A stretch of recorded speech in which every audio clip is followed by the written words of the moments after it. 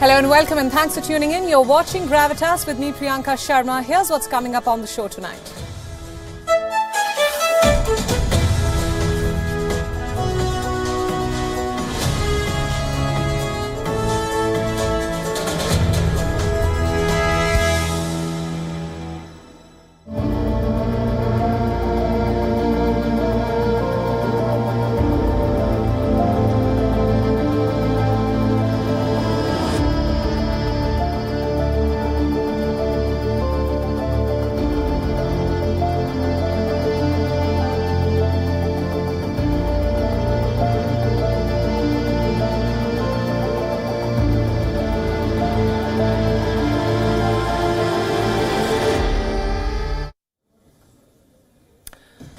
What happened in China's Wuhan lab? Where did the coronavirus come from? Is it a man-made virus? These are questions that the world has been asking for more than 2 years. Tonight, I want to rephrase these very questions. Why is the world not holding China accountable for the coronavirus? Another book has come out which is making some big claims, the same big claims. A US-based scientist who worked at this Wuhan lab says that COVID was a man-made virus.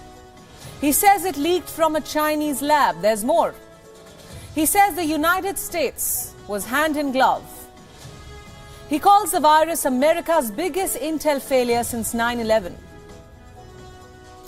So tonight on Gravitas, we bring you all sides of the story. Also on the show, we'll tell you what's happening on ground in Afghanistan. At least 7 people were killed in a blast. The security crisis in Afghanistan is raising fears in the region. On the show, we'll tell you what India is doing about it. And what if I told you that your sex life was now a legal matter? Indonesia has passed a sweeping new criminal code. It criminalizes sex outside marriage. Is this an assault on your personal freedom? We'll analyze. And guess what? The word of the year is Goblin Mode. It stands for laziness, lethargy, self-indulgence. It is a reflection of the mood of a generation this year, a generation which simply doesn't care. But with everything happening around us, can we afford to stop caring? We'll discuss tonight.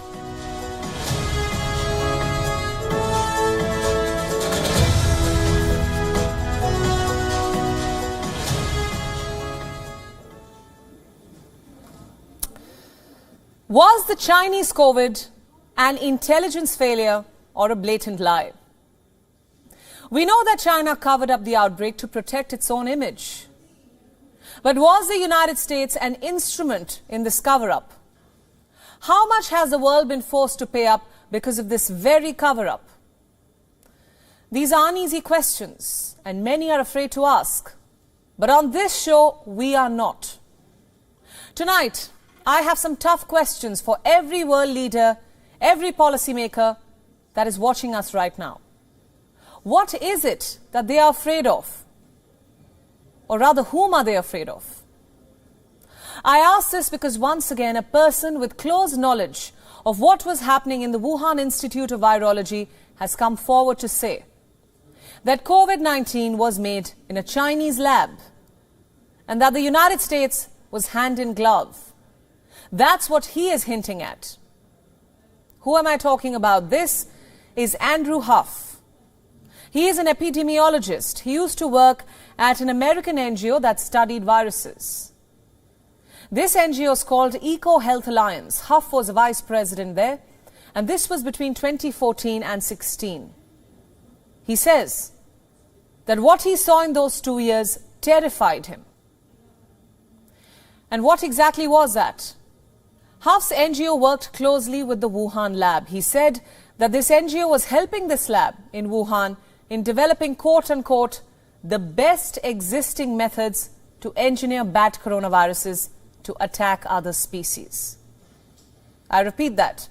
Engineering bat coronaviruses to attack other species.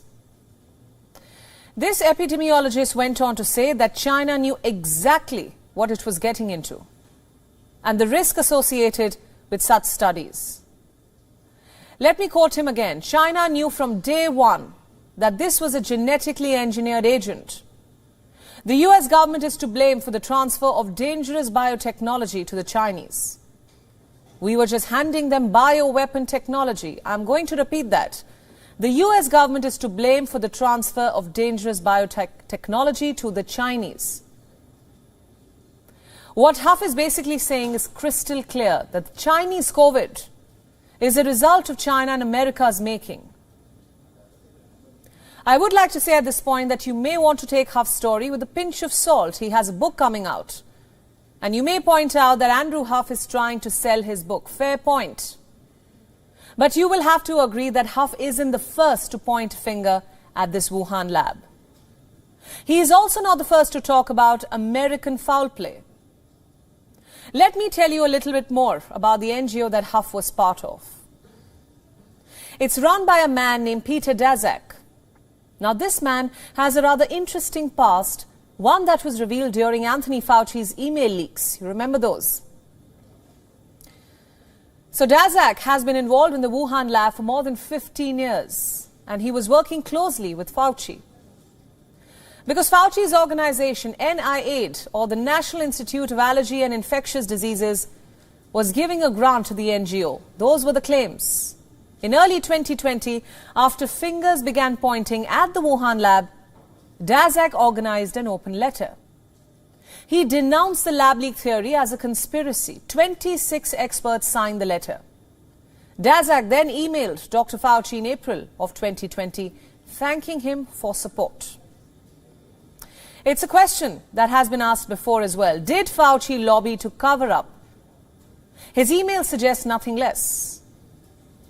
The United States was aware of what was happening in that lab. As early as February 2020, experts told Fauci that the virus could not possibly have evolved naturally.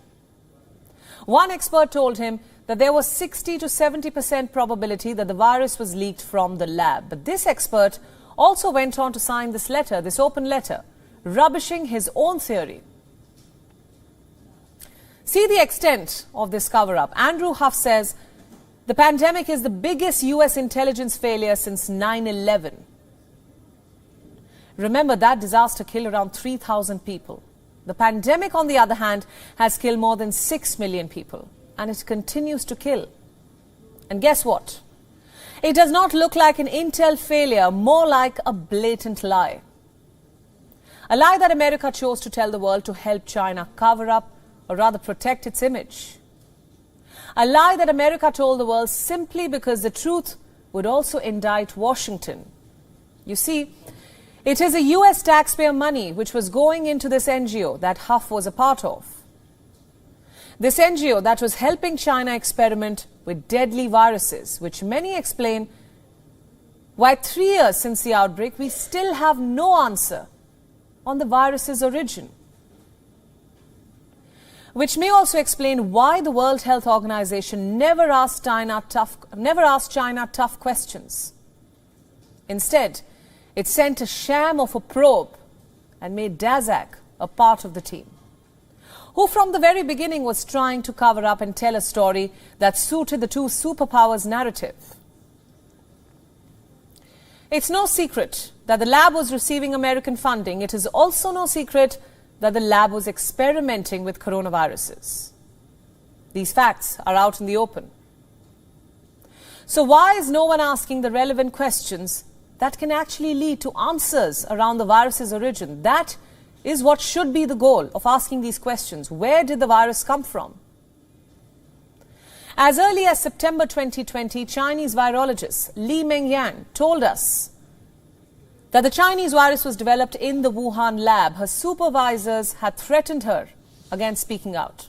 Listen to this. This virus is not from nature, and it is based on the Chinese military discover and own the very special Zhoushan-bat coronavirus ZC45 and ZXC21 after the lab modification and become this harmful, highly contagious and lethal virus. My previous lab was the core team which fight with the virus and did a lot of great study. So these are the top bench of the coronavirus virologists. They are behind the WHO, provide the technique, consulting the information, and also give them support. So there is no doubt that they already know the information. I respond to them, and they have established their own directory. Earlier this year, the Daily Mail reported that the WHO chief, Dr. Tedros, told a European politician that he fears that the virus escaped the lab in a catastrophic incident in 2019. So why didn't he tell the world? Did the US and China pressure him not to? We are not accusing China or the United States of leaking the virus on purpose. My limited point following the latest developments is that the US and China seem to bear the responsibility for what happened, for the price the world paid with lives, resources, and everything in between. At least that's people who know what was happening in the Wuhan lab, and that's what they tell us. In December 2021, a Chinese researcher named Alina Chan told us that chances are the virus was engineered. Listen in. I think that a lab origin is more likely than a natural origin at this point. We all agree that there was a critical event at the Huanan seafood market that was a super spreader event caused by humans. There's no evidence pointing to a natural animal origin of the virus at that market.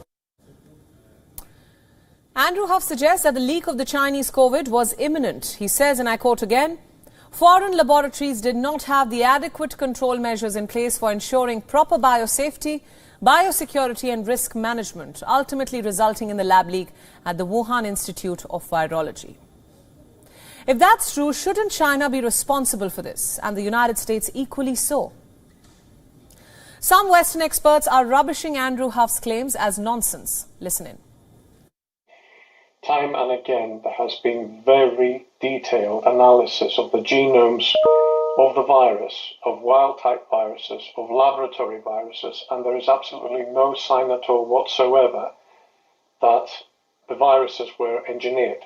Anyone with any level of hands-on experience, not theoretical experience, of how this is done, will know very, very well that there is absolutely no such evidence of any kind of composition of the virus.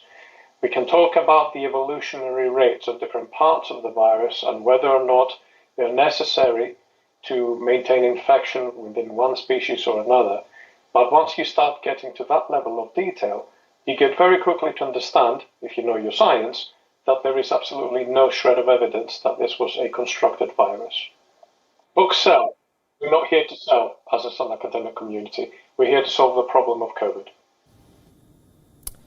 As we said, we're here to present both sides of the story. Ever since the start of the pandemic, one wondered why Washington was not building pressure on Beijing to come out clean. It had all the reasons to.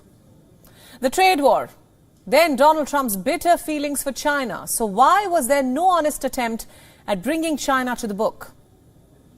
Western experts said that the US did not want global disorder. But Andrew Huff has a different story to tell. It's a story of a cover-up, the world's most expensive cover-up. The responsibility now falls on global leaders to act, to finally start an honest probe, to uncover this cover-up. After all, it's high time they did so. Now, staying with China. Earlier this Tuesday, it held a funeral ceremony, a state memorial for Jiang Zemin, the former president of China, who died last Wednesday at the age of 96. The timing of this ceremony was interesting. It came amid domestic turmoil within China, with the police still deployed on the streets to deter protests against zero COVID rules. So the idea behind holding this ceremony was to shift the spotlight from protests to China's so-called dream of national rejuvenation, a dream that Xi Jinping himself wasted no time in reminding Chinese citizens about. We'll get there in a bit. First, let's talk about the ceremony. Where was it held? At the Great Hall of the People in Beijing, a state building used for official meetings of the CCP. For the funeral, it was draped entirely in black. As were all Chinese leaders in attendance, the ceremony began with 3 minutes of silence. Attendees bowed their heads in tribute. Watch this.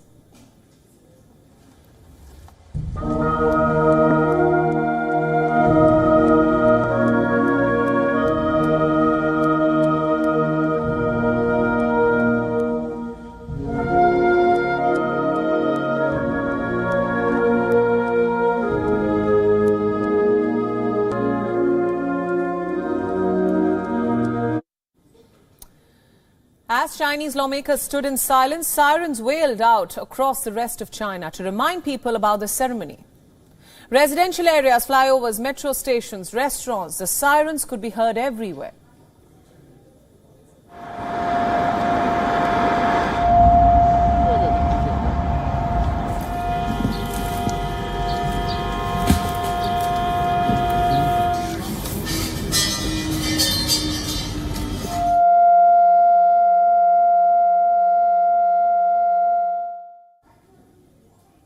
It truly was a surreal sight and a highly orchestrated one at that.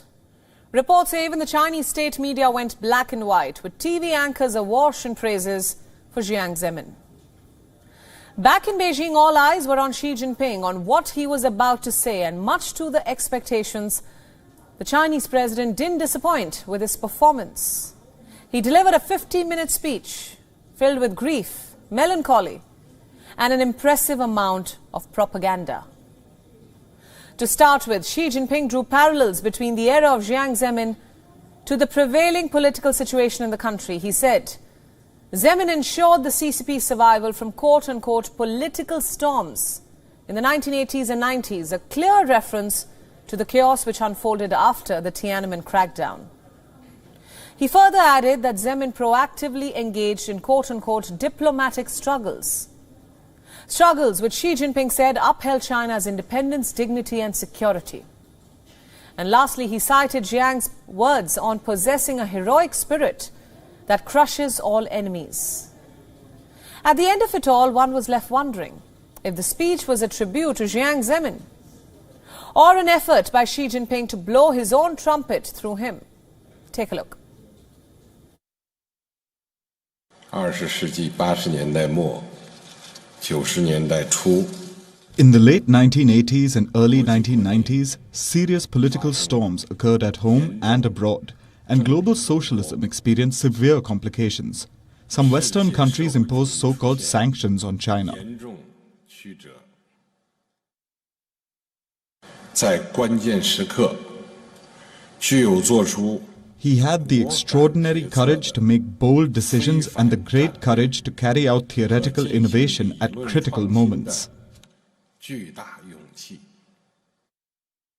江泽民同志强调 Comrade Jiang Zemin emphasized that our party is leading the people in a great struggle to build socialist modernization and inevitably will encounter many complex situations. The severe situation at home and abroad and the confrontation and struggle between different social systems and different ideological systems often test every member of our party. We should have the heroism to overwhelm all enemies. Man cannot lower his noble head. You heard that.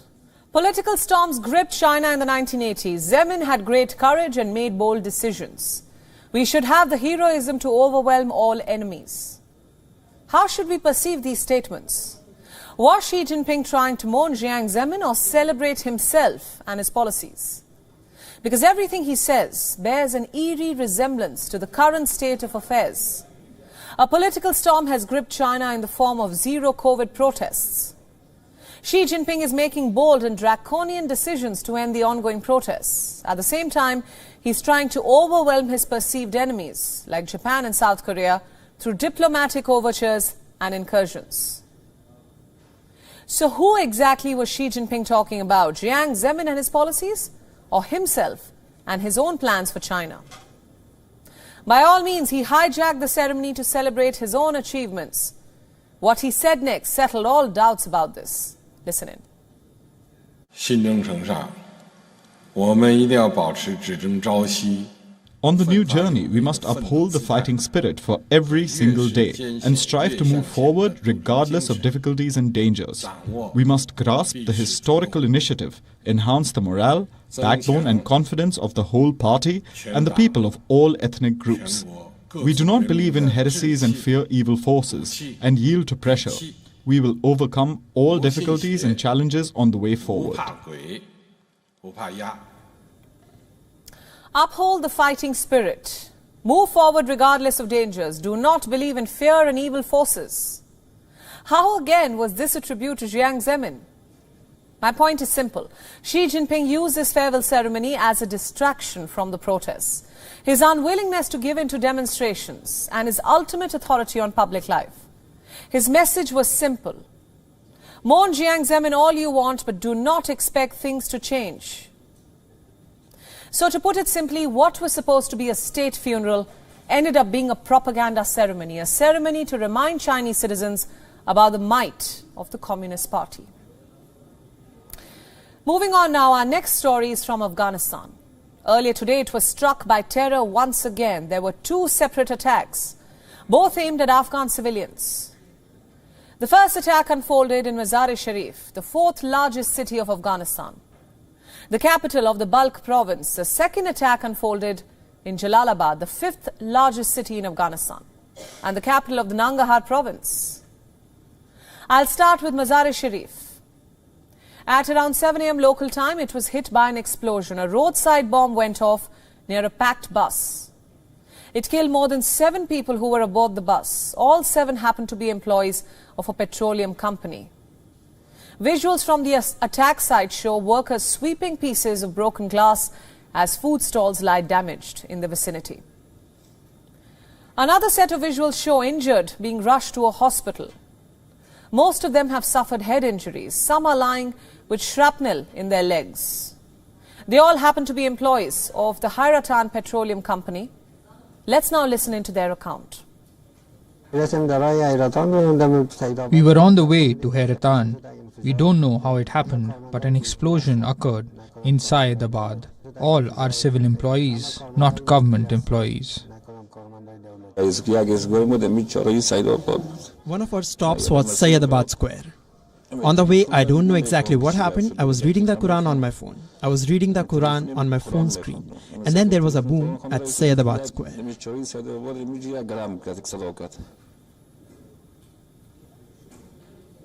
As the victims were being treated in Mazar-e-Sharif, they received news about another explosion.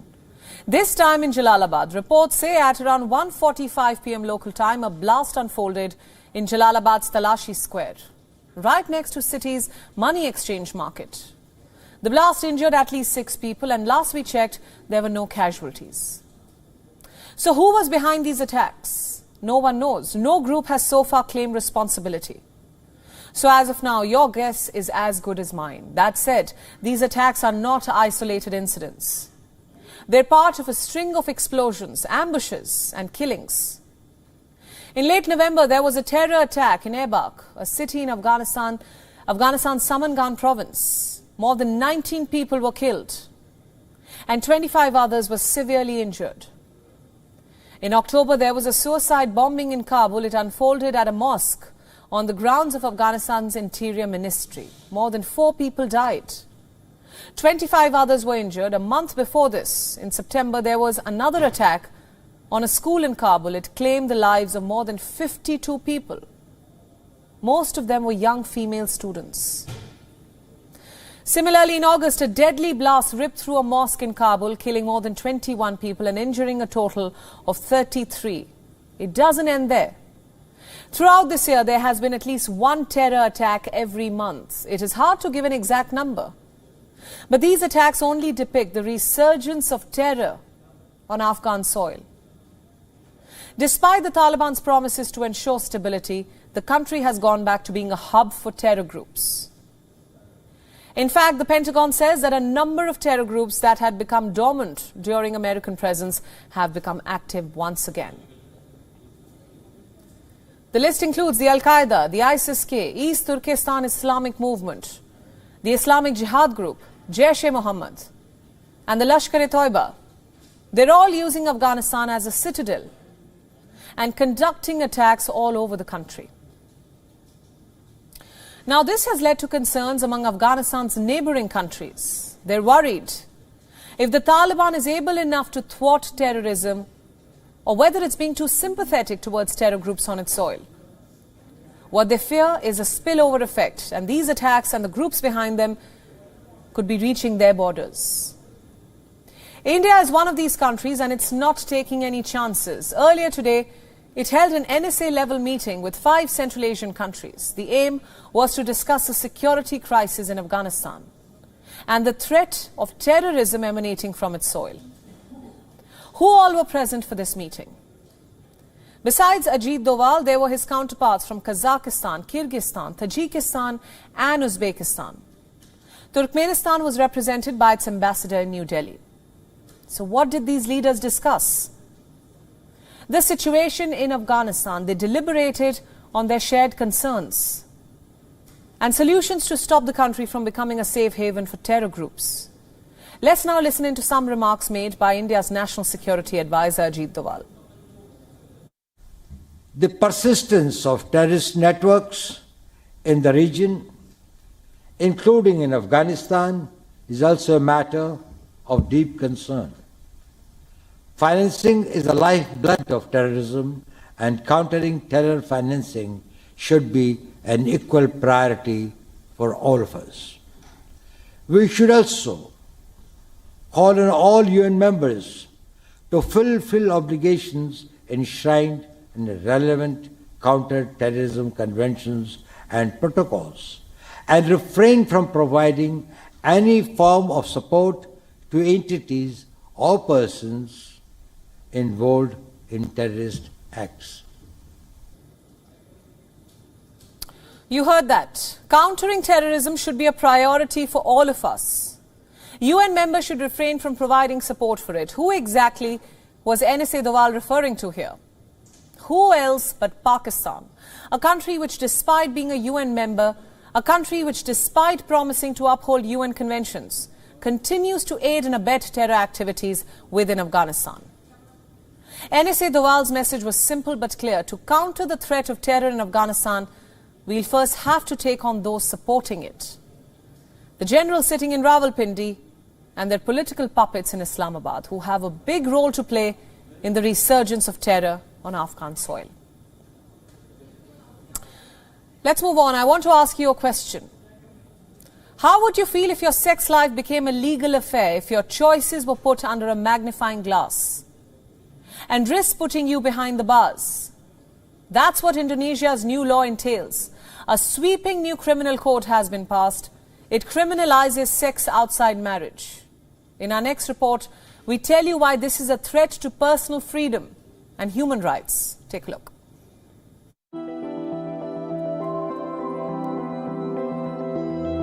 If you have plans to visit Bali with your partner for a romantic getaway, you might want to rethink your decision. Indonesia has criminalized sex outside of marriage, and it applies to citizens and tourists alike. The legislation reads: anyone who has intercourse with someone who is not their husband or wife shall be punished for adultery with a maximum imprisonment of 1 year or a maximum fine of Category 2. And that is only one of many problematic things about it. Another one is you need to be extra careful around your parents, not for the sake of your privacy, which parents often intrude, but to be safe from imprisonment. As per the law, Indonesian parents can report their children to the police for indulging in premarital sex. That's not all. Unmarried couples aren't allowed to live together either, so you might have to book 2 separate rooms for you and your partner on that Bali trip. Critics say this might spell bad news for the members of the LGBTQ community. Same-sex marriage is already illegal in Indonesia, but now cohabitation is also off limits. The new laws led to protests outside the parliament in Jakarta this week. Rights groups say the provisions disproportionately affect women, LGBTQ people, and ethnic minorities. The people of Indonesia oppose the idea of the state barging into their private space or encouraging moral policing. Not only are the laws unfair for Indonesians, they can also deal a heavy blow to the country's tourism sector. Indonesia attracts some 15 million tourists from around the world. It is one of the main sources of foreign currency for Indonesia and generates $18 million every year. The sector was just scrambling its way out of the pandemic losses, only to be welcomed by this new criminal code. Many businesses have opposed the legislation. They say it discourages visitors and investments. But lawmakers have celebrated overhauling laws, which date back to Dutch colonial rule. Another important question: where does this leave your right to privacy? Does the state have the right to barge into your personal life? And what does it entail? Where does it stop? Can the authorities raid your private spaces looking for evidence of premarital intercourse? Indonesia is the world's most populous Muslim nation. The raft of legal changes comes after a rise in religious conservatism. But should a specific religion be used to dictate penal codes? With the new regressive laws, Indonesia joins the club of other Muslim nations. Pakistan, Iran, Qatar also impose similar bans on sex outside marriage. So we ask, what will it take for these countries to change their mindsets and evolve with changing times?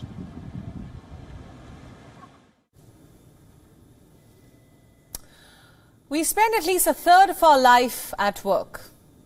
In numbers, that's around 90,000 hours over a lifetime. Over the years, and with growing work pressures, this number has only grown, which has made it all the more important to ensure that our workplaces are safe. But are they? A survey by the International Labour Organization has found that 1 in 5 people experience psychological abuse and harassment at their workplace. That totals to 583 million victims of psychological abuse globally. This is a first of its kind global survey, and the results are chilling. 23% of employees globally say they have been harassed at work, and a lot of them have chosen to remain quiet about it. Why?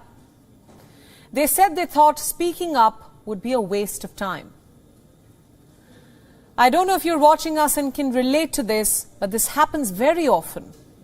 People are publicly shamed for an assignment that may not have met someone's expectations, or for a simple human error that even the manager may have made someday. But when a junior staff makes the same silly mistake, she is insulted, ridiculed, berated, intimidated, made to feel almost worthless, sometimes even branded as worthless in that many words. While 17.9% of employees worldwide say that they have experienced psychological violence and harassment at work, 8.5% say they were physically harassed. More men report having experienced this. So is it okay for your manager to throw a bunch of paper at you? In many firms, believe it or not, such behavior is normalized. The victim is told things like this happen, that the manager is not a bad person, he or she is just angry. So double check your assignment next time. This is what the victim is told. What about the toll that such incidents take on employees? What happens at work affects a person's life outside the office as well. It definitely affects a person's mental health, her sense of self-worth. It also affects an employee's physical health. You see, workplace harassment can lead to high blood pressure, panic attacks, headaches, change in appetite, even ulcers. And guess what? Not just the victims of harassment, but even those who watch the trauma unfold, their colleagues, they suffer too.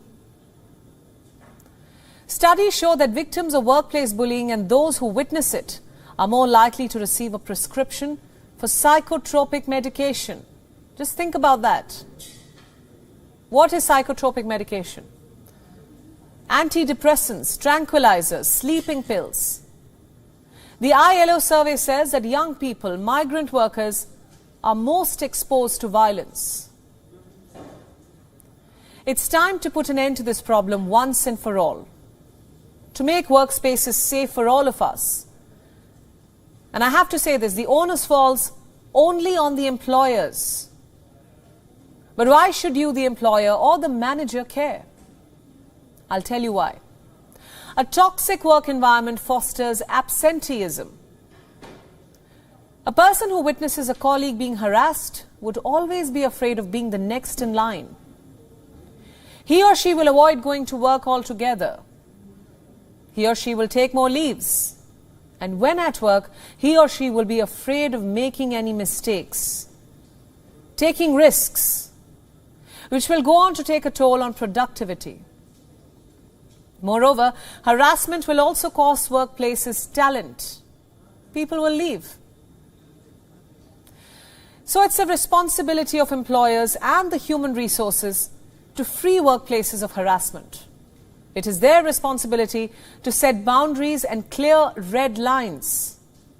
It is their responsibility to confront managers with problematic behavior patterns and set deterrents so that no one dares to treat a colleague with anything but respect. Let's move on now and talk about Elon Musk. He's in the headlines yet again, and this time for his neurotechnology company, Neuralink. Remember when the world's richest man made a big claim? He said he's comfortable implanting a brain chip in himself. You see, Neuralink is developing a brain implant which hopes to help paralyzed people walk again. But now, Musk's own company is under a federal scanner. And this time, it's not Musk's employees who have suffered, but innocent animals. And more than 1,500 of them. Our next report tells you more. Musk founded Neuralink 6 years ago. The motive was to develop technology that could be embedded in a person's brain. The company has been working on a brain implant that could be linked to a computer. Musk made some big claims. He said he wants to treat medical disorders using the technology. He believes the chip can be used by paralyzed patients to walk again. It can also be used to operate smartphones and computers, simply using your mind. But such an ambitious goal comes with a hefty price tag, and in this case 1,500 animals paid the price with their lives. The figure includes pigs, sheep and monkeys. Neuralink's staff has complained that its animal testing is being rushed. This is causing needless suffering and death among animals. This has put Musk under the scanner. His company is under a federal investigation for potential animal welfare violations. The investigation couldn't have come at a worse time.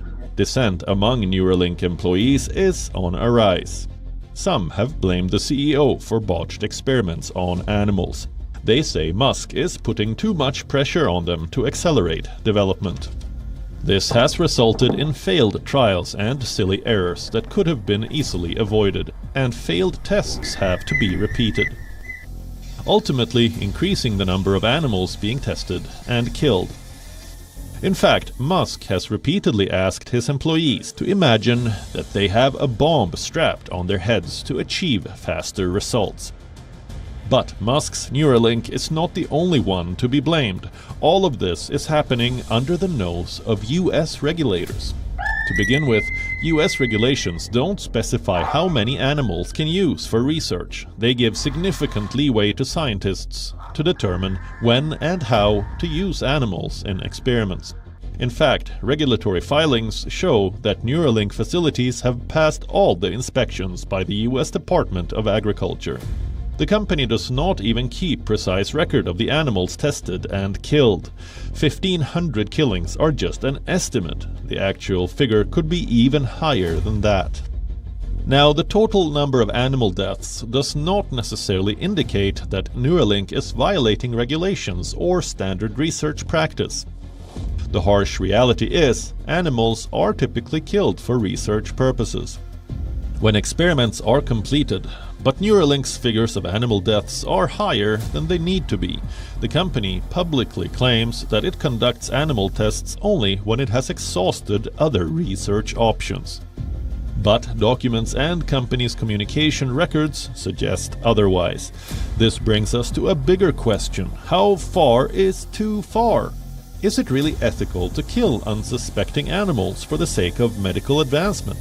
Some argue its benefits outweigh its ethical failures. But others label it morally wrong. On top of these ethical questions, testing on animals is neither our only option nor the best one. Alternatives to animal testing are fast emerging.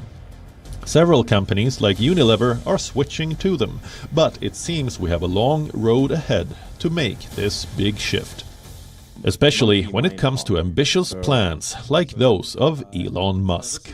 This video is now 18 months old, so this is... And as I wrap up the show, it's time for a recap. 2022 is almost over and the year was like no other. A war in Europe upended lives.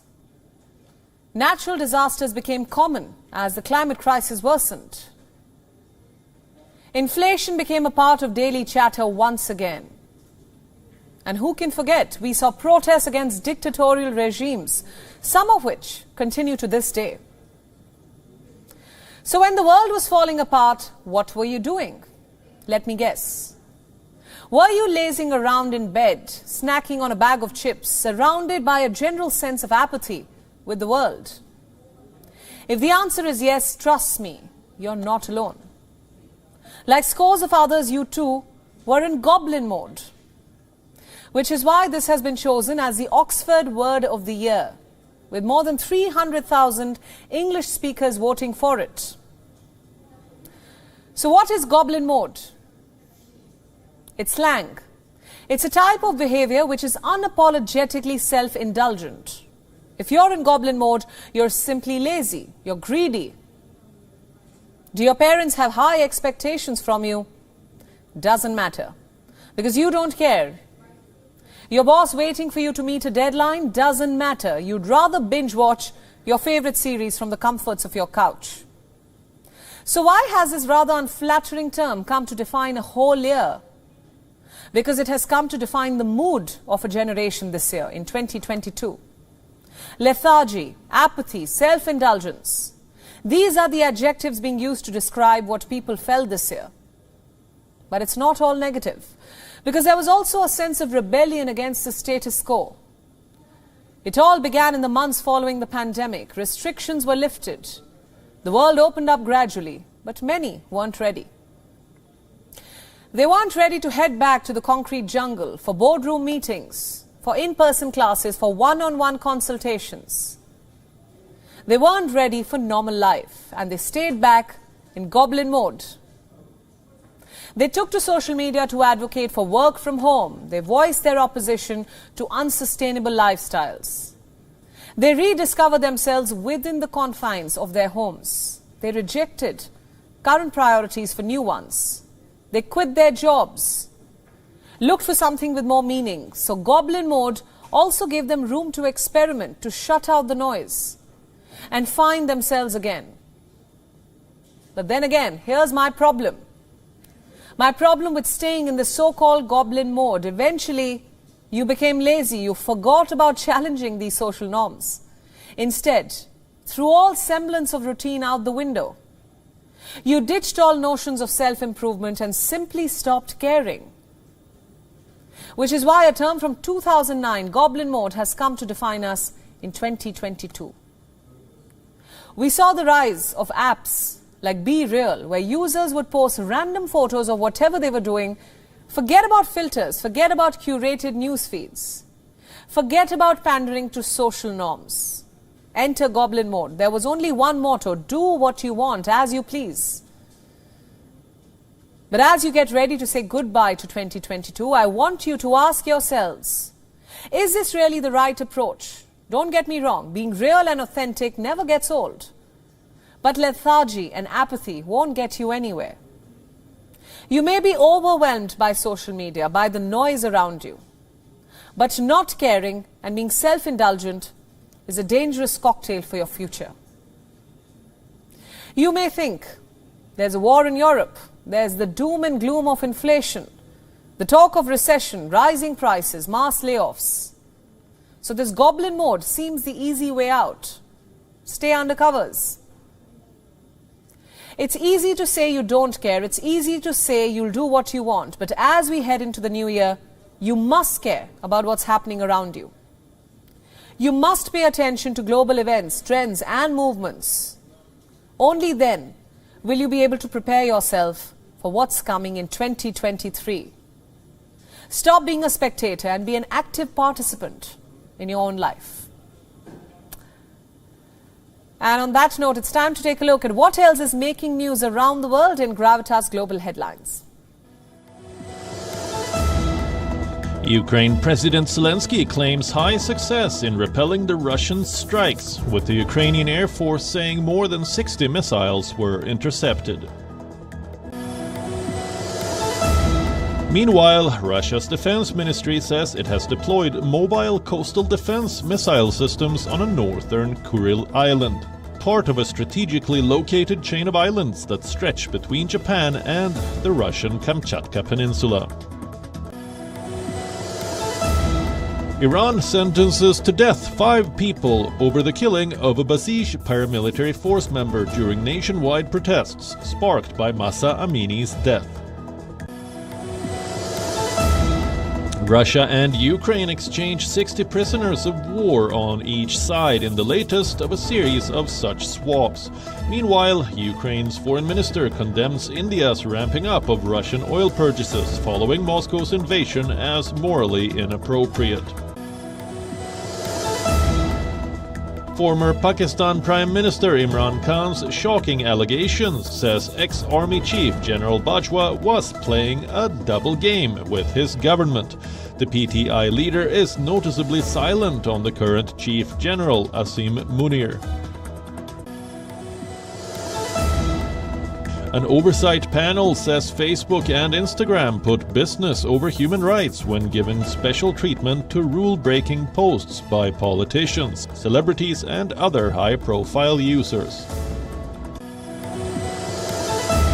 The death of journalist Shireen Abu Akleh reached the International Criminal Court, with a TV network she was associated with saying she was killed by Israeli forces.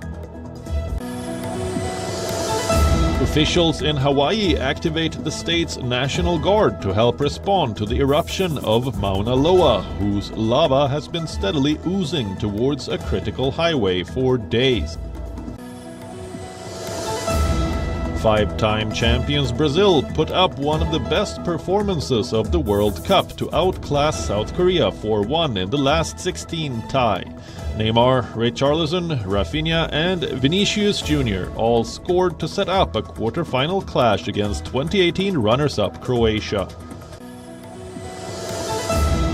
In a historic move, Cuba, a country recognized for its boxing prowess, has been given the green signal to legalize participation of women in the sport. Female boxers will make their international debut at the Central American and Caribbean Games next year. And that's a wrap on Gravitas for today. Thanks for watching the show with me, Priyanka Sharma, leaving you as always with Gravitas Images. Thanks for watching.